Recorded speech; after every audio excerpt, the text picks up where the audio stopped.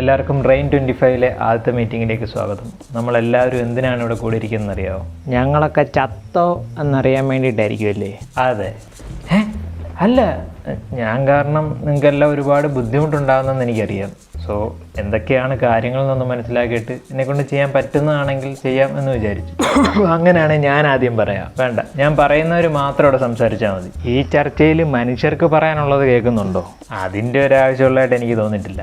അവന്മാരോട് ചോദിച്ചൊരു 1000 അഭിപ്രായം നമ്മൾ കേൾക്കേണ്ടി വരും. തൽക്കാലം നമ്മളിവിടെ ഉള്ളവർ മാത്രം സംസാരിച്ചാൽ മതി.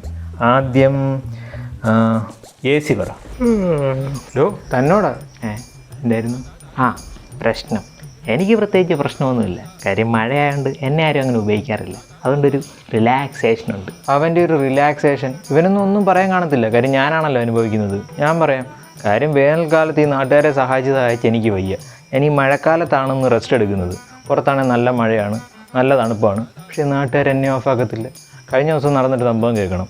അതാണെങ്കിൽ ഭയങ്കര തണുപ്പാണ്. ഒരുത്തനാണെങ്കിൽ പുതച്ചു മൂടി പറച്ചിങ്ങനെ കിടക്കുക. ഞാനാണെങ്കിൽ ഫുൾ സ്പീഡിൽ കറങ്ങുന്നു. എന്നിട്ട് ഇവന്മാർക്ക് എന്നെ ഒന്ന് ഓഫ് ചെയ്തുകൂടെ? ചെയ്യത്തില്ല. എന്തൊരു കഷ്ടമെന്നറിയാവൂ. അത് ഈ നാട്ടുകാരിങ്ങനെയാണല്ലോ. പുറത്ത് ഭൂകമ്പം നടന്നാലും ഇവനൊന്നും എണീക്കത്തില്ല. എന്നാൽ ഇവനെ ഓഫ് ചെയ്താലോ അപ്പം എണീക്കുകയും ചെയ്യും.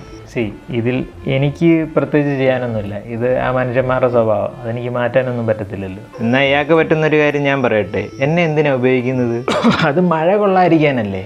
ആണേ. എന്നിട്ട് ഈ മഴ ഞാൻ കണ്ടിട്ട് കാലം എത്രയാണെന്നറിയോ? ഇങ്ങനെ തോന്നിയ സമയത്തല്ലേ പെയ്യത്തുള്ളൂ. മഴയുണ്ടെന്ന് വിചാരിച്ച് എന്നെ എടുത്തുകൊണ്ട് പോകും. അന്ന് മഴ പെയ്യത്തില്ല. എന്നാൽ മഴയില്ലെന്ന് വിചാരിച്ച് എന്നെ ഇവന്മാർ വീട്ടിൽ വെച്ചിട്ട് പോകുന്ന ദിവസവും ഒന്ന് ഒടുക്കത്ത മഴയായിരിക്കും.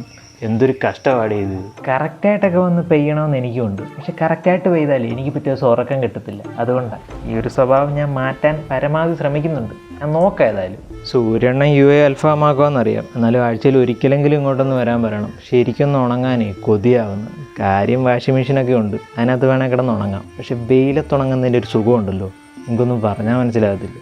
നിങ്ങളിങ്ങനെ തുടങ്ങിക്കഴിഞ്ഞാൽ ഞാൻ എന്ത് ചെയ്യും? നിങ്ങൾക്കറിയാമല്ലോ, എനിക്ക് ആകെ കിട്ടുന്ന 2 മാസമാണ്. ബാക്കിയുള്ള സമയം മൊത്തം അങ്ങനെയല്ലേ ഇവിടെ ഉള്ളത്. എന്നും പറഞ്ഞ് മഴയത്തിട്ട് എന്നെ ഉണക്കാൻ പറ്റുമോ?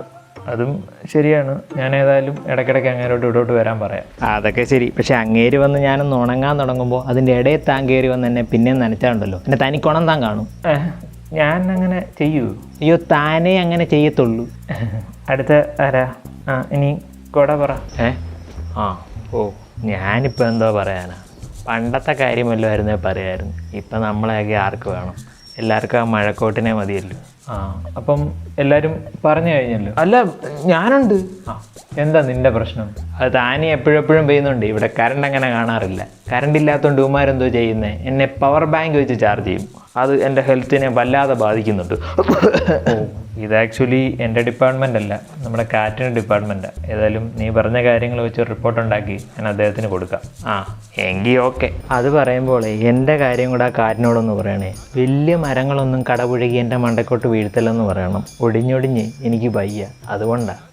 വലിയ മരങ്ങൾ കടപുഴകാൻ പാടില്ലല്ലേ? ഞാൻ ഏതായാലും കാരനോട് ഇതിനെപ്പറ്റി പറയാം. പുള്ളിയാണല്ലോ ഇതൊക്കെ ചെയ്യേണ്ടത്.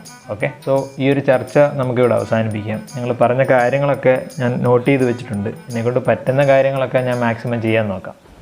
അതുപോലെ നിങ്ങൾക്ക് മഴയോട് എന്തെങ്കിലും പറയാനുണ്ടെങ്കിൽ കമൻറ്റ് ബോക്സിൽ പറഞ്ഞാൽ മതി. ഞാനതൊക്കെ വായിക്കുന്നതായിരിക്കും. നടപടികളൊന്നും എടുക്കാനല്ല, ചുമ്മാതെ വായിക്കാം. ഓക്കെ.